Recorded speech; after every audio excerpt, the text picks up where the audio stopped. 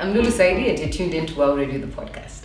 Our next guest, I'm really excited to, to introduce our next guest, Willis Raburu. We were co-hosts on the Radio Junction. Yes. This is what you couldn't see on radio. This is what you couldn't see. It's very animated. Yeah. We had a lot of fun. Yeah. Probably Hot 96. Yes. I'm not even done with the introduction. Willis Raburu, we were co-hosts, and then we became friends. Yes. And Willis was that colleague where you go to work alafu uko like, hey Willis, akujile. And then you take a deep breath and you smile and go in the air. It's Lulu Saidi alone. My co-host is not, as presently constituted. It's true. Yes. And it's been 5 years. Around 5 years. 5 or more years. Yeah, now my dad. Now we are both parents. Yeah, we are parents now. Look at that. Yeah. Yeah, humans have been entrusted to us. Sometimes it's hard to believe. I get in the car and then my daughter goes like, Mom. I'm like, wait, Mom? Oh, yeah. Oh, does that happen? Yeah, it happens to me and my son goes, Dad. Yeah. Hiya. Oh no, you. You're like, these two human beings are mine. Yeah, that happens to me as well. And I'm like now, and then sometimes when I realize that I still call my mom, wakati in the words of Savara, Himeni Sundabakona! And it happens a lot. Yes. So I can imagine, wow, this guy has like 30 more years of just access to me. It's true. Yeah. And do you feel like right now you understand your folks a bit better? Yes. Yeah. I understand them a bit better, and then I also get a little bit pissed at them. Because sometimes life is a good life, but then you get into the house. Yeah. But before you get to the door, you're like, okay, let me go in. Yeah. But that's how I think this is to go outlet. Parenting is different now. Yeah. So in distress, those people, those little people there, they have opinions. Yes. Like my son is 3, he tells me things about. He even asks me, "Do you want to be a good daddy?" Oh. Then you leave the door. Then you leave the door open. Yes. If you want to be a good daddy. Bedroom door. And I need the bedroom door locked. We're trying to help you out. Are there things that you see maybe in your kids and you are like, wow, this is me. This I should punish, but I understand. My mom told me, because my daughter does things. So when I was a little boy, I used to have this thing. I used to eat paper, tissue, magazine. Yeah. So my daughter does that a lot. Yeah. Then my mom used to chapa me, and for me to escape, I would force myself to vomit. So when my daughter if you piss she her does off, that? she's like, she starts to. And she's like, I'm like, God, don't be me. Yeah, so I think it's very interesting. And then also when my son is very particular about his things. I'm a guy who likes process. If I wake up, when I wake up, I go downstairs, I take breakfast. I don't like, it can't be the other way. Like if I take breakfast, then I go shower, then we go. So me, it is shower. oh, okay. It is wake up, shower, take breakfast, pick the key, leave the house. Okay. Go with the kids. I never thought you were a process person. Well, I know. We worked for 3 years.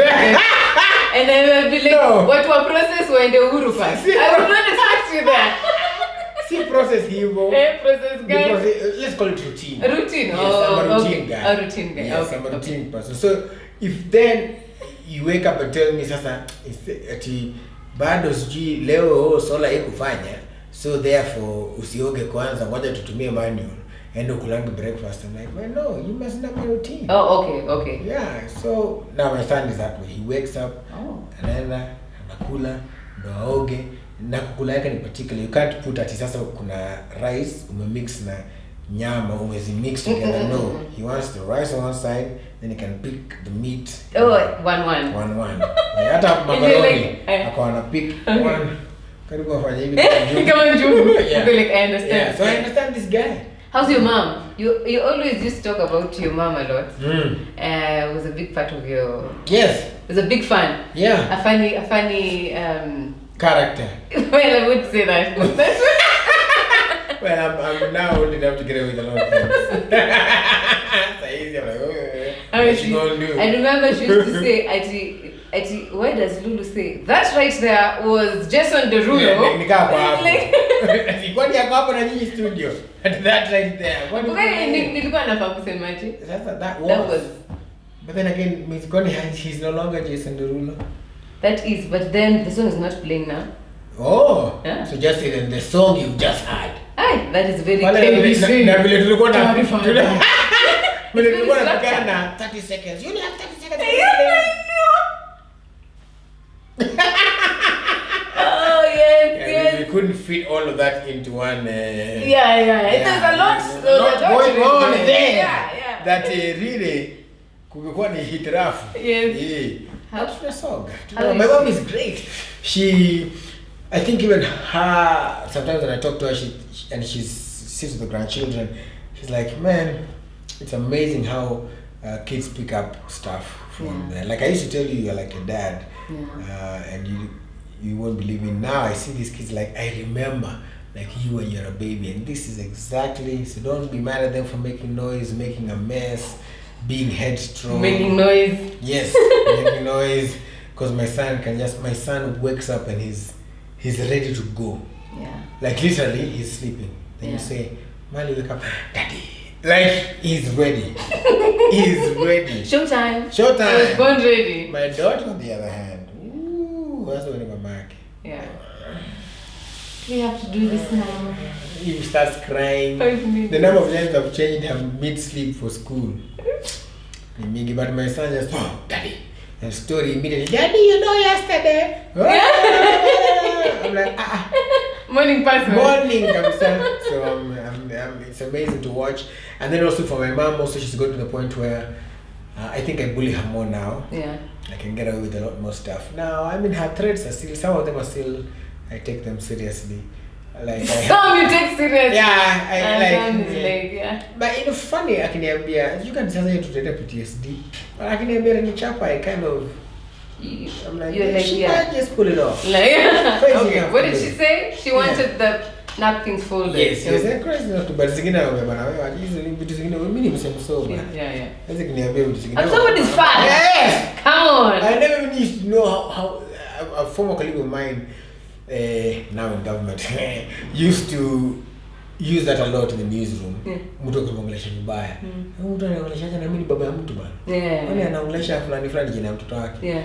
So I never used to understand what that means. Yeah. But now when mtu ananiongelesha hiyo, I remember, this is how I talk to my son. What's he trying to do? My name is baba ya mtu. Yeah. People should know. People should know. I remember this is something you really wanted.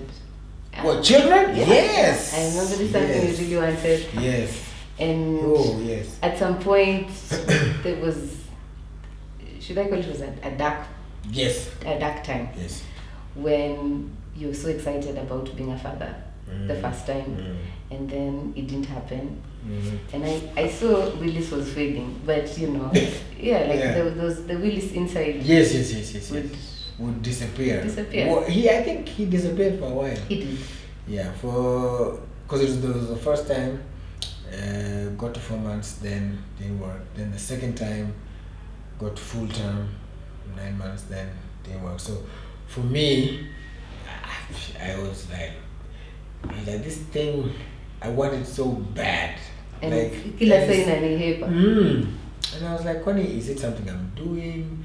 Because you're told things about how to pray, how to expect through positive vibes into the world and stuff like that. It's going to come back. Yeah. But then you can't explain it. Yeah. Till today I can't explain how went to the doctor, one place, went to the doctor's office. Literally, I think maybe 3 kilometers to the hospital. Went to the doctor's office, aliweka, ukasikia heartbeat. Yeah. Go to the hospital, get ready, wanakwambia, oh sorry. I'm like, and I'm like, what do you mean? Like, how was your relationship with God? it was non-existent. I knew he exists. I just didn't want to talk to him. And I think maybe that's the only thing that got me through, or rather got me back to him. Because I would know, like I would, nafanya even, and it was all deities. I didn't want anything spiritual. Yeah. Anything. I would flip like this, and I'm flipping, I've come across a preacher preaching, you know God. I'm like, no, I don't. Yep. I switch it off. At 5 o'clock, I would hear people in the mosque. I'm like, hata alana danganya tu watu. Yeah. You know, people would come and at the time I was watching this movie, I forgot the name, but it was about ninjas, and so the time they go to the temple and they're praying and stuff like that. Any sort of prayer or spiritual thing I would see, whether it's somebody with a rosary, somebody lighting just a candle, or chasing with the spirits, anything. I was like, I don't want any part of it, because I don't understand. I don't think that I knew God, because I grew up Christian. I knew that God exists. I just didn't know why he refused to show up for me. So that's the thing that was bugging me. I'm like, and I did everything by the book.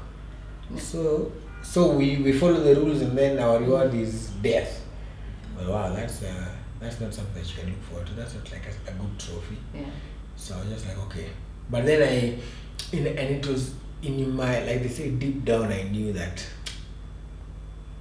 someday, because again, yes, I have lost, but I'm still alive. So what's keeping me alive?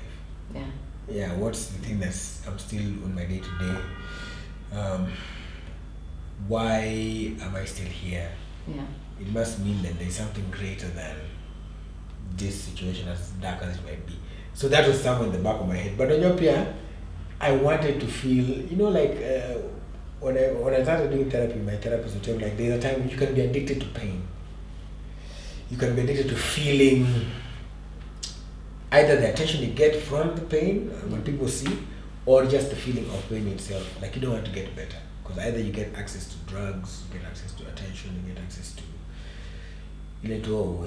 or it's an excuse for now not moving. Yeah. Inertia. Yes. Yeah. So for me, that was my thing. I went through all those phases. Like, I didn't want to reignite my relationship because I knew, knowing the history I have with him, eventually, and now we'll make up. But I'm not but ready. now he has to know you're not. Yeah, you you're have to not know that happy. I'm not. Yes, I'm not happy, and that translated to a lot of relationships in my life. When I thought about it, I was like, mimi nimeshinda tu nikifurahisha watu. But mimi hakuna mtu who's making me happy. But I think that's the thing. When you're a giver, you sometimes you don't get as much as you give. Yes. But maybe sometimes you don't expect people to give you. So even maybe people are ready to give, but you're not ready to receive.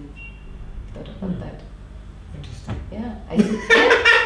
Yeah, because you're so much of a giver. Yeah. So you're not even expecting it. Like, it's like, and then that's the other thing. So I guess what happens if you're a giver and then you meet another giver, then you're trying to wonder, mbona unajaribu kujipendekeza? It's just same as you. Yeah. So you don't understand that. I think for me to get back on the saddle of dating and all that, I had to understand that part of my life. That's something that I find remarkable with you, is that how you managed to take that loss, and it was a great loss. Like I like how you're honest about it. Like Mungu, mimi na wewe si ni mabeshte, we'll rekindle our friendship. Like in it's easy. Over now, no. I got some fingers. Yes. You know? Yes. There's even you usikie. I did some ngoja pia usikie. I don't usikie vile usikie. Sio kila siku pia wewe kamsana. Exactly. Yes, that's exactly how I was. That's exactly what you felt. Exactly. Alafu then ukatoka, and I remember how much you really wanted to be a dad. You were so excited. I was also expecting around the same time. And I think I had my daughter 3 months before yours. And I remember how excited you were when I had my daughter. And I remember you calling, you sent me a text and you told me that had happened because I don't know what I'm supposed to do. How did you manage to then take that energy na nikasema ni sawa. You know, hata kama ulikuwa unasema we'll rekindle our friendship. Yeah. What had to change for you? Did you now see God differently? What were you? I think first of all, what changed for me is that moment then also made me understand that God is such a personal relationship, number one, and that He's not in the books. And I say this not to in any way belittle the books, so the prophets and writers who wrote the books, but it's just to say that book has to become reality for you. You can't just be another storybook. You can't just be in those things. Okay, it's for example, we are sitting here talking about our time in the Rhythm Junction. Yeah. If we were to write a book about it, it would be it's a story. Hey, look at that! Wow! Hey, what that happened? That was the drama that time. But you see, for us, we live those moments. Sometimes I think when we read the Quran or read the Bible, people think that these things didn't happen. Yeah. That we treat them more like a set of rules. Yeah. Don't drink, don't smoke, sort of kind of thing. Yeah. But this is a capsule of time. These things happened. Yeah. This, and as a result of all this, the person who made these things happen now is not. That time kulikuwa na smoke signal, siku hizi kuna simu. So times have changed, but the person remains the same. Yeah. So God remains the same. God is a constant. Yeah. So if you get confused and you stick in the book, and by all means, because, and I get in trouble sometimes, but I always tell people, okay, Paul wrote in the book of Corinthians that women are to be seen and not heard. But there are all these women preachers nowadays.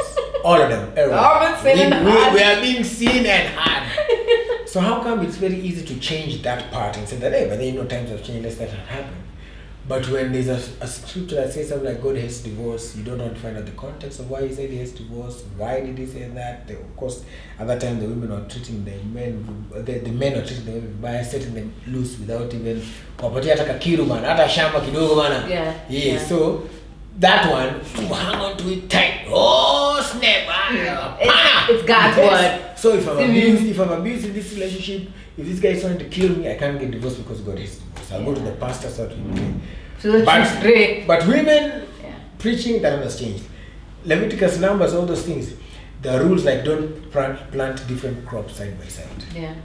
Don't touch the skin of a dead animal. Sasa tunasupport hapa manyu mbaya sana.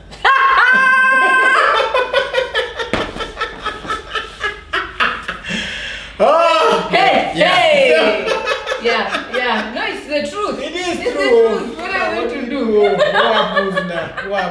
My team. It's true. So I was just that time I really had a lot of questions, and then religion doesn't like questions. Yeah. In fact, when you question it a lot, I think utatoka. Yes. Yeah. People are like, no, we don't do that here. We don't question. We don't question why. Yes, take it as it is. And yet also, again, most of these books at some point were written by men. Men are full of faults, men have agendas and all that. That's why I say, by all means, follow the book, read the book, but make sure you have the author of the book. Yes. When you understand him, then you understand what his word is. Yes. That's cool. And understand that times change, and that, especially now that we're parents, if you who is a parent cannot, you give your children so much leeway. You give you're patient with them. Like, they're learning, they're getting the hang of things, and when they do get over that little bump, you're like, hey, congratulations. Yeah. So how come you think God is just like that kid with a magnifying glass trying to work a glass to become those bad prefects in school? It's true. Yeah. It's true. So How come? Matilda. Remember the movie Matilda? Yes, the principal. What was her name? Principal who? Trunchbull. Yes. Made this guy eat a big chocolate cake. So but us, if he's our father and he's God and he created us, then he's very patient. Think about it this way. Ule mtu wa family wako mwenye upendi, that crazy person in your family that hata atuangani na yeye. God loves him. Yes. Imagine. And there's nothing to love there. Imagine. God loves him, is protecting him. Yes. And is making sure by the end of the day he's been fed He's like not- the birds. Yes.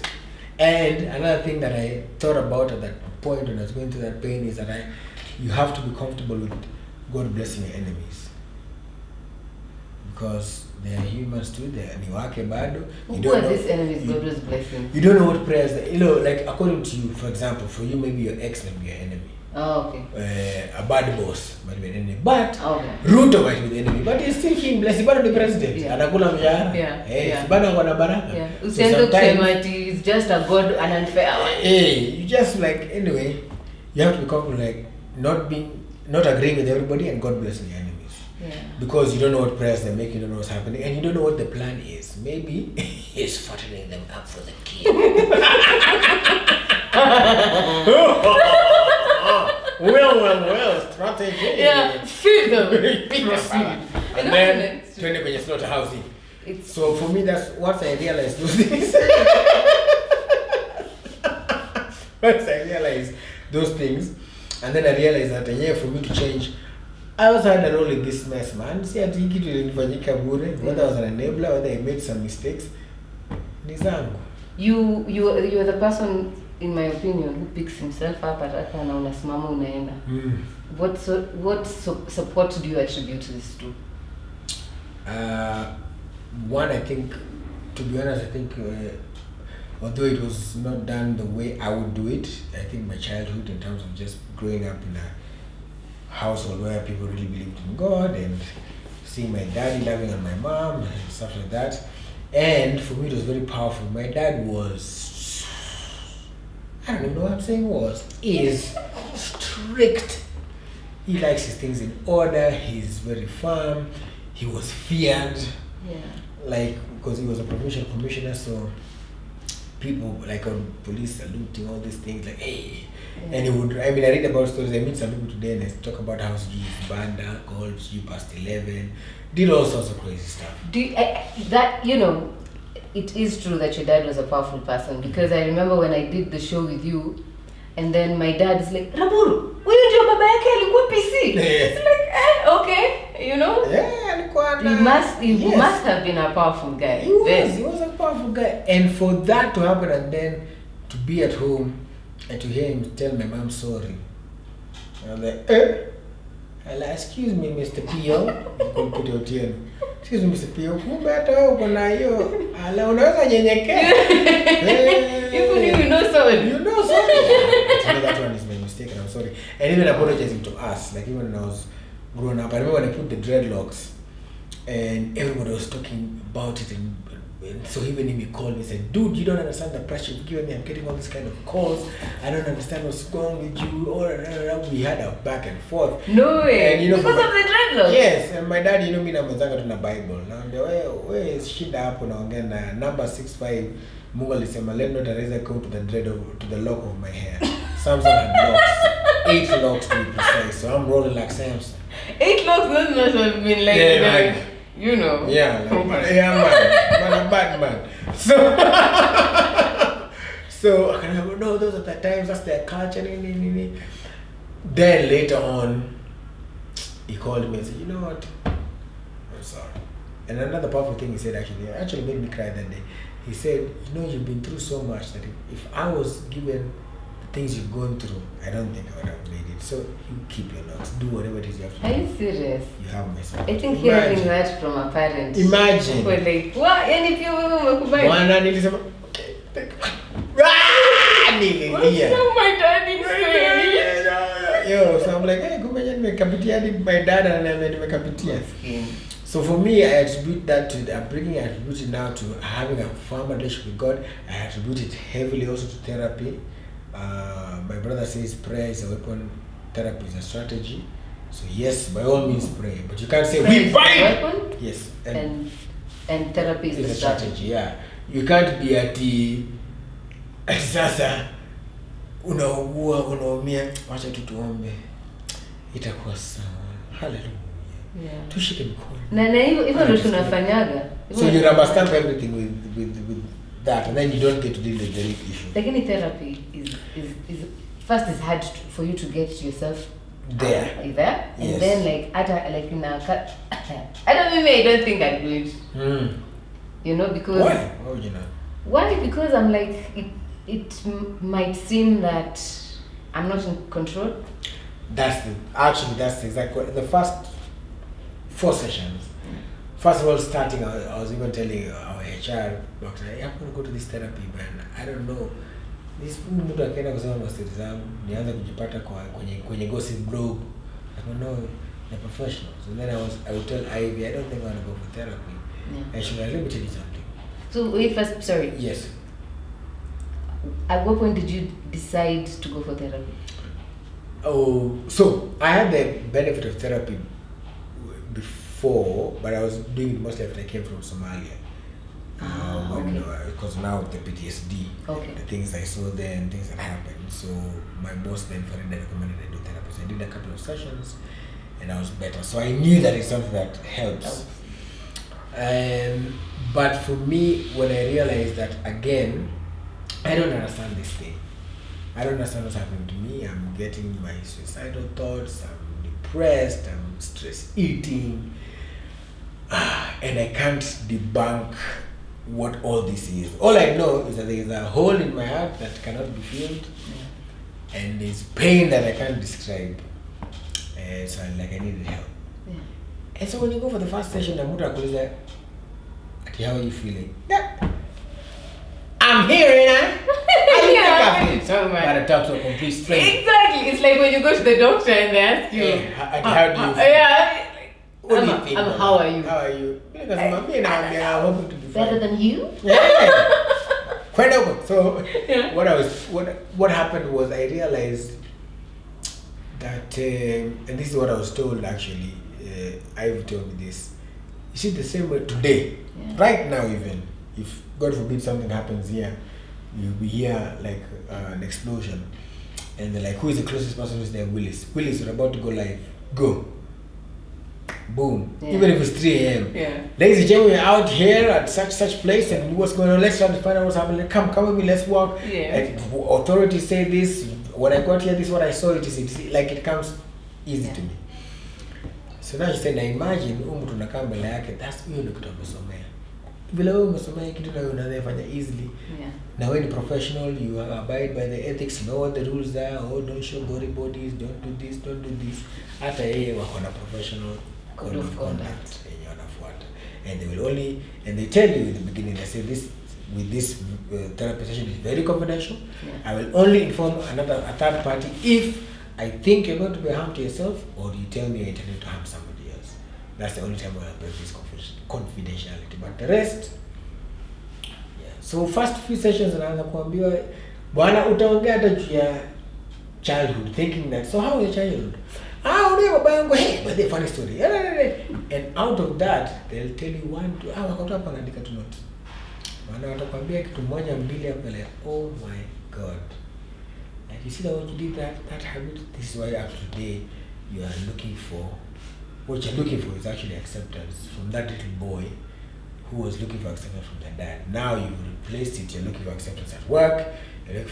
So I would go for example, say, you know, but me, I'm an alcoholic. You know me how I was at RMS? Yeah. I was doing like 6 things. In fact, yes, because you were doing the breakfast show. Yes. There was the cooking show. Yes. And after that, then you'd come for the mid-morning show. Yeah. And then you would go for the B10/10. And that's the newsroom. The newsroom, yes.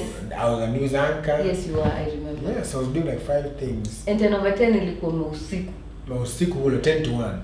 Kisha narudi the next 11. And it was good to set myself and do my talent. But the other thing was, what I realized that I was burying myself in the work. Yeah. So that you get tired and you don't have to think. If you're tired, I'll think this hand.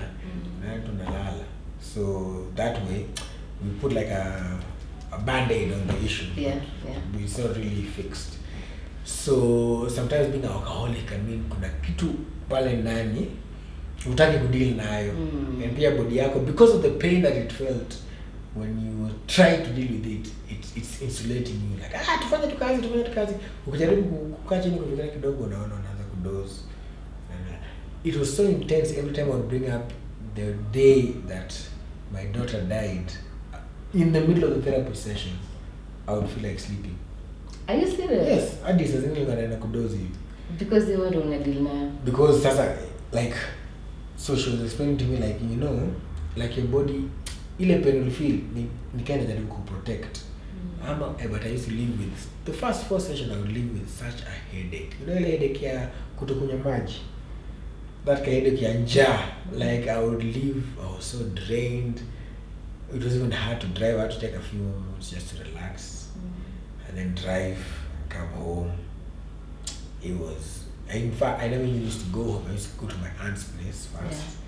Until I just need to sleep. Yeah. Like 15, 20 minutes. I go and I sleep for like an hour. Then my aunt and I ni serve chakula.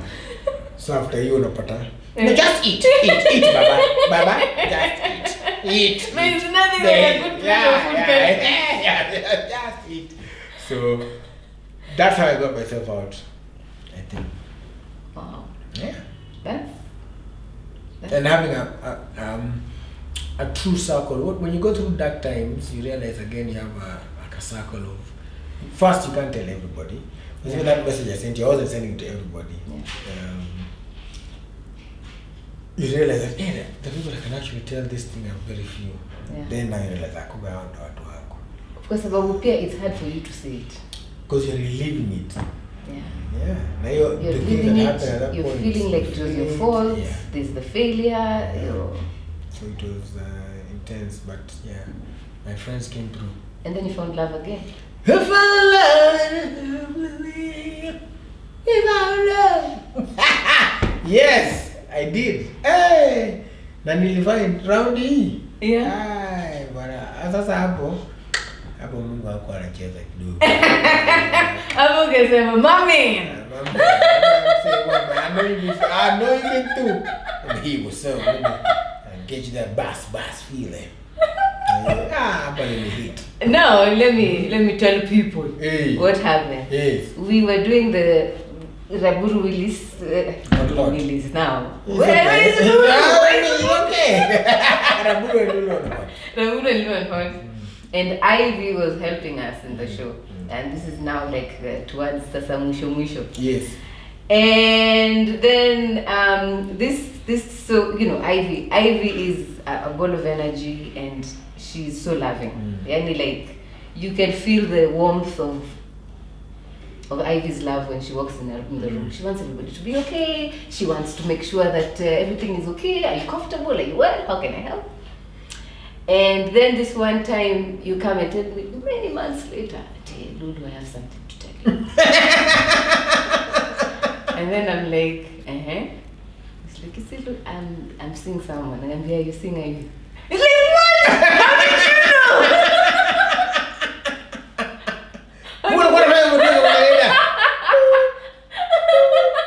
How did you think I wouldn't know? Come on now. Sawa basi. Kapitan. Tuko rada. Hey. We know them. You can see them from a distance. Where? Many young people, and the reason why nataka for you to talk about that. Yes. When love fails, getting yourself back up to love somebody else, and you know, loving is being vulnerable. Yes.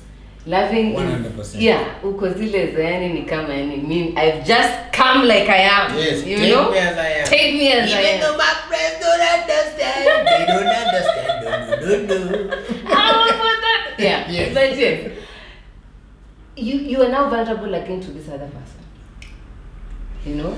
Nasema because with no guarantees. With no guarantees, that's the thing. With no guarantees, this person can bullshit you again. So many we can say that. Did I? Yes. I can say that now. It's Wow Radio, the podcast. That's right. Yeah, so many young people wanabeba your scar, you know. When you talked about therapy, you talked about Ivy asking you to go for this therapy. Now at this point, Ivy is assuring me. Is your friend? Yeah, my friend. Is your friend, and she's telling you yes, you need to go for this thing. Yeah. Okay, so then when you had already built this relationship with Ivy, you had already started therapy. Yes, by the time I was getting to Ivy, I was already in therapy. Okay. And I was very clear about it, like, hey, I'm not. See, usione hapa bright and shiny. Don't be too bad on social media. I ain't okay. Yeah. And like I mean, I say, I've talked about it a lot of times. How when I go to do 10 out of 10, I'd go get in the car, cry, eye drops, do 10 out of 10, come back in the car, cry all the way home, stay in the car, cry. What, baby? Because what switch ikishaingia right before your 5, 4, 3, 2, 1. It's you're true. on. It's true. Uko pale, wa baby. Now look before that look okay. I remember when I started radio. And then I used to wear shades a lot, so that then yes, you don't see my eye, whatever.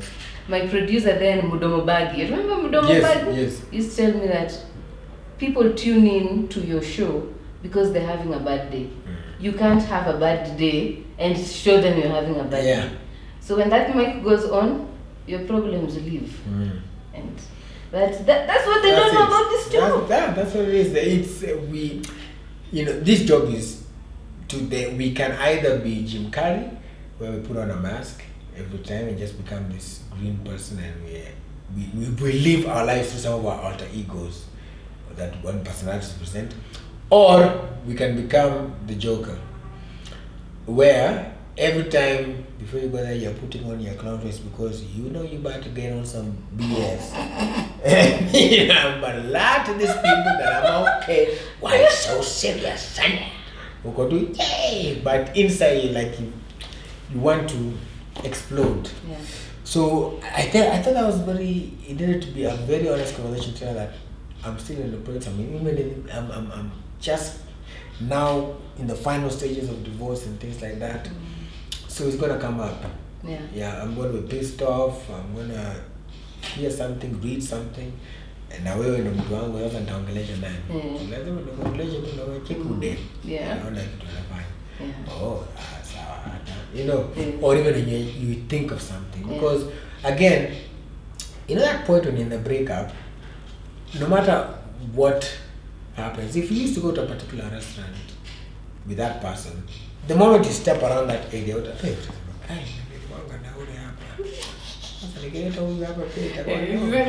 it's like how you change your mattress.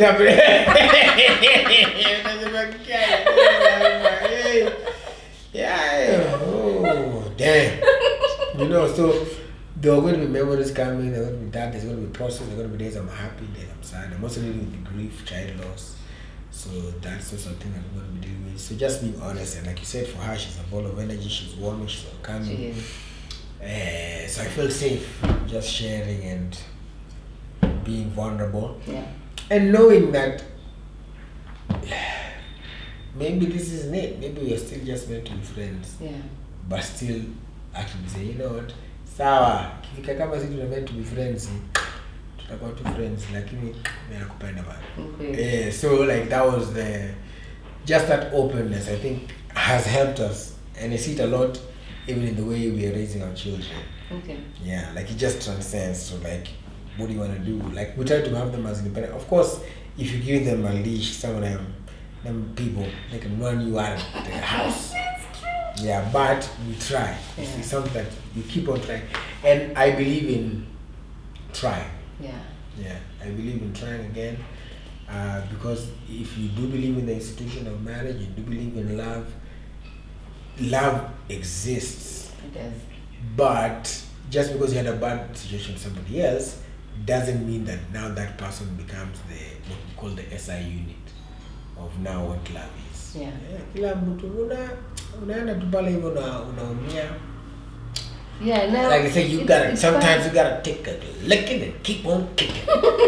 It's true. It's true. I think it's important that you say that, and it's important for young people to know that, because unapata watu wameuana because of love. Unapata watu wamejua wenyewe. It's like that point of imeisha. I don't want anything else. Yeah. I always say, at the point where the reason why love is very important is, I don't think, unless there are very, very few people who can say this, but the person you're with is not the most beautiful person in the world. the person you're with is the most beautiful person in your world. In your world. Because they are more handsome men than me out there. But Ivy is me. But according to Ivy, he is me. Yeah. I am the everything. Yes, it's true. I am Prince Charming. And Prince Charming and King Wonderful. Yes. That's me. Yeah. So you have to make, then that means that love is a choice. So you have to keep on making the choice to be there, to take this person as they are, and then to make something beautiful together. Yeah. The beauty of love is that you're in it together, you're ups and downs. You people have been brought up in 2 different environments. Yes. You have and then you meet as adults when you've already made you up your mind about most of the things. Yes. Then mtu anaanza kuambia ati hapana iko na wewe nani anamwambia hapana. I've been doing this all my life. Yes. And it's working. And it's been working. If it's broken, if it's not broken, don't fix it. Then I'm like, no. First of all, we need to dismantle everything and now come up with a structure for us. Yes. I'm like, get your ass out the way. It's true. So, you just say that, and I'm thinking one of maybe the bad habits I have that it works. I'm not buying new batteries until imefikia ile point ya nimeuma. That's when we can talk of new batteries. But before that, don't bring no new batteries here. Yes, yeah. Imagine, that's how it is. And to shake a system. Remember, most of us, our parents, were raised by parents who were winning off colonialism. Yeah. Yes. So it was just another thing for them growing up, even them figuring out. Then they had to figure us out. Then now we have to figure our kids out. So it's a generation of, constantly, like, the way they make pots. Like, so we're constantly in the wheel. Yeah. Hata zingine hata tunaingizwa kwa moto, cracks zinaapia, anasema wacha iende hivyo. Hii tukiingisha tena wacha iende hivyo tunakutana mbele. And that's how we just all crack people. Yeah. Just looking for safe hands. Let's talk about career. Let's talk about media. Yeah. And there's something that we've talked about, that in this our profession, nobody cares about your bad days, and you call this that joker face. And I talked about how Baggy told me when that mic goes up, your problems nobody cares. People are tuning in here so that they can hear you and have a good day. So if you have a bad day, that is for you and what work wins. Bad day ni wewe. How would you advise these young people who are coming in now? And saizi naona kuko na a lot of space ya social media, podcasting nini. So saizi kuko na a lot of pia watu kusema how they're feeling, this is what I'm going through. Yeah. How would you advise them? Na pia also the media, I feel you can correct me if I'm wrong. But it's a difficult industry. I think also people don't understand or know rather how difficult it is, because they show up at the proverbial end of the movie. By the time the mic is going on, or the show is starting, the work that has been done in the background, just first of all to produce the show. Yeah. Secondly, to get yourself in the space where you can do the show. Yes. It's crazy. I think a lot of media people need to invest more in mental health and make sure that people are okay. I agree. The benefits need to include it 100%. I think that the media needs to protect its people in terms of constant refreshers, because you can live in a bubble. What happens in the media industry sometimes is you're in such a bubble because uko kwa show umemaliza, the people around you, hey Lulu, and stuff, hey Willis, your show one, stuff the Willis, what? So by the time you're leaving, you're like, show was good. Yeah, and then you get to the ground. Then no, even when you go to the ground, you still, hey Lulu, you know. Yeah. So you're in that bubble. So first of all, what happens is, for the media people, at least when I was coming up, you stay in that bubble, so you believe that you know everything, you are everything. Yeah. You don't understand that people out here who again, there's a saying, what you're willing to show, you're willing to share. So you would think that people have showed you everything, but they're not sharing everything. Yeah. In your mind, success to you is big car, big house, hivyo. Yeah. But utapata mtu mwenye anaendesha Starlet, zile mashamba ako nayo pale Kiamburu ama Vits, ndio ako na Vits, lakini there's a day I walked into a bank and this guy showed up in short sleepers and he went to the he walked straight to the the executive lounge. Yeah. But now there's a section for large withdrawals. Large okay. The name. So I was like, hey, what up? So I called our Kenyans. No, really, none. And the woman's like, I want Tita. Usimwone hiyo. Huyo mtu akisema anafunga account yake tutamtafuta place yuko tuambie, boss, what happened? It's true. And he's just there. And I said I was intrigued. So I followed him and he went in there and you had this car that used to call a NZD. Alikuwa na Toyota NZD akaingia kwa gari. So if you're even the person, unfortunately because of perception and what you've been made to believe, even a watchman, if that NZD guy comes who your guy first of all ni yake 100%, ako na mashamba, amedeposit ameacha back balance maybe 200, 300, 400 million versus a guy who comes in with a Mercedes Benz ya loan, average of your loan like our account up na 3 million, the watchee will quickly salute ndosi unapaka wapi to this guy and forget this guy because we've been shown we've been exposed to what you are seeing as the mark of success. That plagues a lot of people in the media in two ways. Number one, you feel you want to be addressed a certain way just because according to or you want to immediately come in and become Willis or TV. Yes. And ignore the process of yes. And then get pissed off when it doesn't work or when you don't rise as fast. But I feel like sometimes media allows for that skipping of the progress. It does, but it's for a select few. A select few, it's true. Yes, media and music does that because you could start, do a song today, he hits now, but in reality, that might not be your first song. You've been writing songs, you've been what, skipping, and this is just a song that people had. And then it went viral. So people always want that viral moment. So my advice would be, take it slow, listen, learn, and then just know exactly what you want to do and be. And then it takes time. And then also be fluid enough because it can change. It can. You can go in and say this is what I want to do, but just be fluid enough in case the tide takes you this way. There is something that my teacher.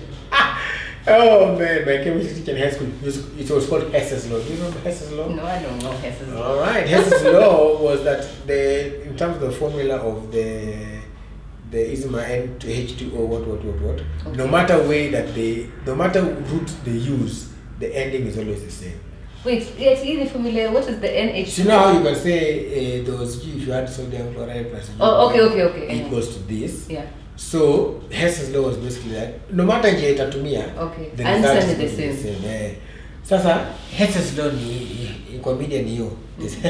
My election was Hess's Law is that you might want to end up doing sports, but first you'll start as an intern, then you'll be thrown into politics before you finally get up doing sports. Same thing, Waiga Maura days at the BBC, he started doing sports. If you watch his interviews, even before he left Citizen, you would even forget that Waiga used to do sports. But he started as sports. Julie Gishuru started as a lawyer. Same to Ken Mijungu. They all started as lawyers. Larry now he's gone, but he did a stint he was a business reporter for a long time at CNBC. He did his stint at The Trend, doing entertainment, and now he's doing what he's doing. So the end is, you might start this way, but at the cost, because again also the industry is morphing, things are moving. Back then you tell somebody about a podcast, they'll be like, what? Who? No, but now they're like, people will just sit down and watch you. Yes. Podcast. It's true. For your podcast. Everybody's doing their thing. They do their thing. I remember when I joined Road Media, Fred Afune told me he was Fred a man of little words? I doubt it. Little strong words. I loved it. Yes. I used to feel like he had many stories. Yes. So one of his many stories, he tells me one day, listen, this is my first day, haven't even gone on air. That was the day before I went on air. Yeah. No, that was the day I went on air, but like hours before. Okay. And he tells me, listen, you're going to make so many friends here, friends in high places, but you should always remember, they are not your friends as Lulu. They're your friends as Lulu Radio. You know, Lulu Royal Media. Lulu as you were, you know. So never forget that. Don't ever think that these two things, the opportunities this job gives you might not be wewe. Ndio hapo unasema you could live in a bubble. Yes, that's the watu wanakupigia makofi and then you assume that this is the life that we're living. That happens. It also, then now the calm down from that when you realize that how people talking and people are not calling you as much, or people are not picking their phone as much, then you realize, ilikuwa watu wasisahau kujijenga wao wenyewe na kujijua. Yes. Hamo used to say that how you never forget who you are, always go back home. Rudigi home. Wacha watu yule ambaye alikuwa anakusugua ngoto atakusugua. Anasugua tu pale. Yule anakutuma chai atakutuma. Chai. Utakumbuka yenyewe. And by the way, it's very important because I remember for me, but there's a phase where I was like, hey, mimi ni Willis Raburu. Then when I go home pale, my mom says, "What? Na hizo vyombo nani ataosha?" Uko like, hey, mama, don't you know how I'm out in the streets? Nioshe vyombo. Yeah, what you talking about? Acha nioshe vyombo bana, kwa sababu hapa hawatambui. How your friend calls you like, isn't it? What were you saying yesterday? That's nothing. Yeah. Hey, what's that? So then you need that. And now you're running your own company. Yes, now you go pale, doing my own stuff. Hey, it's been a learning curve. It is. I've learned so much about the business. I've had also a lot of help, and I quote a lot of two people. One is called Morris, and one is Dana Seda. So these two people, they helped each other. So Morris helped Dan, so now Dan now was helping me. Yeah. And I remember when I was telling him, how to do a business myself, he was like, it's hard. Let me not lie to you. It is hard. It's hard. And one of the things he told me is that you have to learn to fight early. In the beginning, wacha watu wajuange wewe ni mkurutu from the beginning. Yeah. In the beginning. You delay my invoice bana. Come fight. Yeah. Wewe wajuange tu watu problem watu wajua tu Willis ikifika kwa kulipwa tafadhali mlipe. You need to prioritize. Yeah, prioritize this guy. You know. And then some of the things that also when I left and then I went now to Citizen was pretty established 20 odd years. Then I went to TV47, which is like 4-5 years. Just seeing. Wait, systems. You were a Citizen established 20 years? No. I was a Citizen for 14 years. But it was like 20 years old by the time you were there? No, it was probably maybe 10, I think. I can't remember. Because we did celebrate Citizen at 20 when I was there. Then I added some years. Hey, but you were the first people. Yeah, talk about it. Citizen, I think actually when I left, I must have been I was the last of a group of what is called trainee reporters that Farida Karne had started. So it was myself, Andrew Change, Sheila Sendeo, Evelyn, all now. So by the time I was leaving, I think I was now the one. This will be great. Yeah. So now going to TV47 and just seeing how the media, how they were building and the pitches and how they were pulling themselves up and growing. It was an amazing thing to watch. I left because visions were not in line. But seeing that also helped me a lot to realize, so this guy is actually, this is how businesses are built, this is the ups and downs that happens. You really need to look at the books, the numbers, all that stuff. Learning about the books and the numbers, learning about prioritizing, learning how to, remember I was doing 5-6 things. So, and I was doing them myself. So katikati hizi zote, I was also my social media poster, I was my own manager. It's not easy. It's not easy. You're telling me, my friend. You're preaching to the choir. now. Hey. You are acutely aware. You make every decision yourself now. So, Yani is quite something. It's very humbling. Yeah. Very humbling. And then realize that again, you know that joke. I was at the end of that joke because somebody emails your official business page and then you're like, then it is you. Yes. Someone, thank you for emailing us. It's true. You and me. We look forward. It is so true. We kindly wait as Willis will get back to you. We'll get back to you and then you pace up and down, you know. You walk around and come like, hi, I received the email from and you copy them. You copy the account. From my office. Hey, yeah, you gotta fake it till you make it. Everybody do. I always do Vusi, and Vusi was saying he did the same thing. Yeah. So him it was. Yeah, they're gonna answer in a different accent. But Vusi is crazy. Hey, I'm gonna answer. Hello? Hello, how can I help you? You want to talk to Vusi? Okay, just hold on, I'm gonna get him. Oh, Vusi, yeah. I think Vusi. Hello, hi. It just takes a minute, it goes back to that. And then act so cheap, like you just got connected. Because again, you act as if you're coming off of something. I've done that before. So, so let me tell you. Yeah, please. So somebody calls the office line and says, Rabda ni muangalie, wacha nione kama yuko. Okay, hata ndo huyo. And then when you're picking the phone, so what you do, you make sure that things are going to be okay, and then you finish the report and send it to me. Yes, hello, sorry, yes. You finish the report, then you make sure the lingo is so professional. You finish the report. But in reality, you go to a so you finish that report, and then get back to me. Yes, hello, look at some idea. And then when you finish, okay, so Tuesday, we meet Tuesday? Okay. Yeah, so Chief, what I was saying. No, Chief, nothing you're saying. You have been a one-man show. It's true. Umeperform kila kitu. Lakini kitu ni umedeliver hujadeliver. Si unadeliver. Yes, unadeliver. Uko na capability. Yeah. When your team. When your Bob. Then I also realized you just now have to surround yourself with actual professionals. Yeah. You don't know how to do accounts, get somebody to do accounts. You don't know how to do your tax, get somebody to do your tax. Then these career folks, they don't play. Zakayo. Ule wa Bible alikuwa anarudishia watu. Huyu wao nada. Hapo kidogo. I will pay people back 4 times ukwaju nothing. It's not happening. It's not happening. You waiting there. Ate what? Ate who? Where? I'm ready, you're joking. You're a joker. So for it to then the day you actually learn something. Yeah.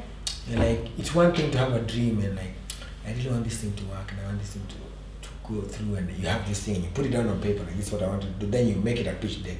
Yeah. And then you go and present that pitch deck, and then somebody buys your idea. What? Yes. Tell me about that. Your feeling. Like after I sat down and then I was approached by the chairman of TV47 and like, I need this show and I want to do this, and I sat down and wrote down Wabebe, and then the day that now Wabebe is on air. Yes. And I went to that, I'm like, yo, this is the thing and I don't have money now and I need you to support me. And I'm like, okay, cool, we'll do it. Let's do it. Even me, I was incubated for a while. Let me help you. I see what to do. And then we do it. And then it's on air. But and then a sponsor actually comes. Yeah. I think we're like, as big for the sponsor. Yes, me. They bought it to my idea. Yeah, so you are going to like, yeah, man, you know, we are here doing our sponsors. But you're yeah. Father Lord, thank you. Yeah. The advertising on my channel, my show, everything. Let your name receive honor. It's true.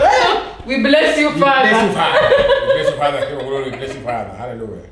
So I was like, yeah, I felt great. It feels great to actually see something you've done good. Then from there, now I got interested in doing events.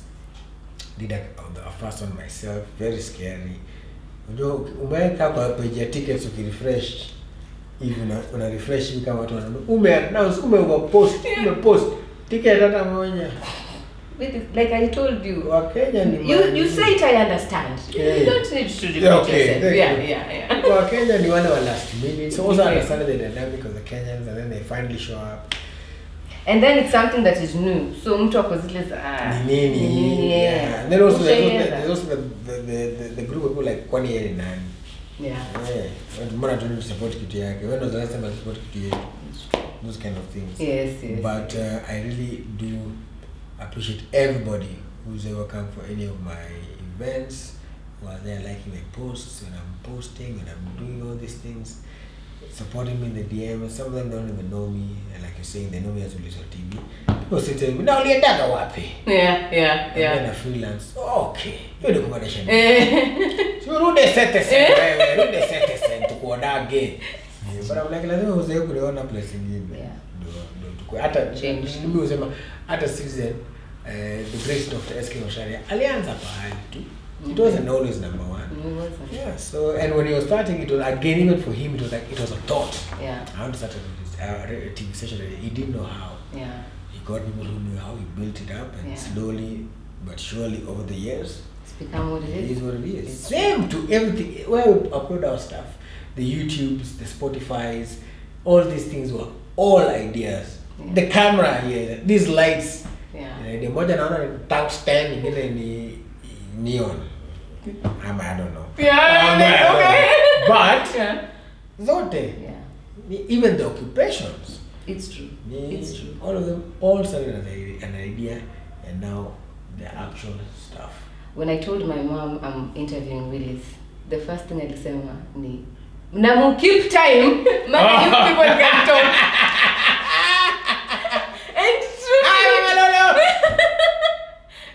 And Hazel has been showing me it's time. And Mimi, you know me. We can have another hour. Yes. But apparently the professionals say it's time. We are used to be for yes, we are.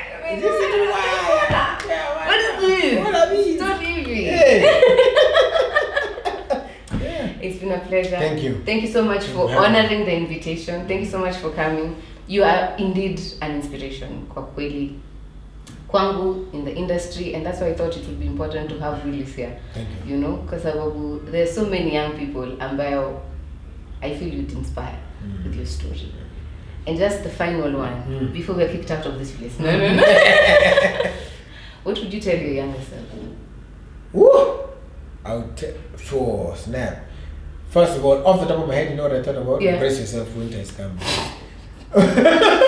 Off the top of my head. However, I would also just tell my younger self that you're going to go through some things, but it gets better. Yeah, it gets better. Better. Yeah. Just be patient. Keep on. Keep it on. Believe in yourself. Always bet in yourself. And now that I know better, successful people look like you, I'll tell you. Remember, ukiangalia kwa hiyo mira, huyo is success. That's you. That's you, man. Merci de plus. Merci beaucoup. How did I used to sign out from our show? It's been real. It's been awesome. Don't do anything I wouldn't do. Ciao. And that's a black chick. Bye, guys. Remember to follow us on our socials, Wow Radio Kenya. It has been a pleasure. Ciao. Don't do anything I wouldn't.